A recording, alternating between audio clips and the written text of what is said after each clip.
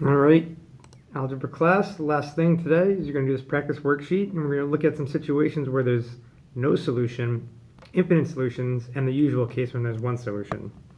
So I'm going to do 2 of these problems with you, and then you're going to finish this as part of classwork. So I'm going to do number 4 and number 7, so you can follow along for number 4 and number 7. Now in number 4, r plus 3 minus r equals 3, if you recognize that we have like terms on both sides, something kind of different happens here. If I combine 1r minus 1r, that gives me 0 r's. Those just eliminate each other, and I'm left with just a 3. Now on the other side of the equation, I'm also left with a 3. And in this situation, we're left with 3 equals 3. So regardless of what r is, when you subtract r from r, you're back to that just 3. And that's always going to equal 3 regardless of what number you start with. If I did 5 plus 3 minus 5, 6 plus 3 minus 6, 10 plus 3 minus 10, in each case you always get 3. It doesn't matter what that value is. So there's an infinite amount of solutions. R can be any number.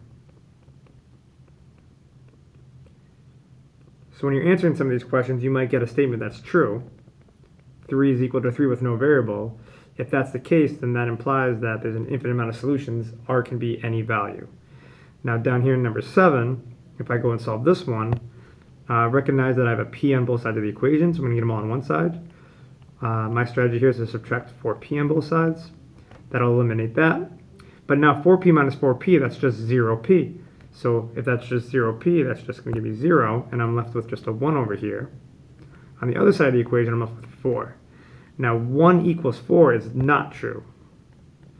And if you left with a statement that is not true, I meant to say false, then that implies there is no number that will solve this problem, just like in the class notes. So in this situation, there is no solution. Okay? If you kind of look up here, these are the answers to all of the questions on this worksheet. Now they're not in order, but these are the answers to the questions. And so we just looked at one where there was infinite solutions, and there was one where there's no solutions. So the answers to the rest of them are here.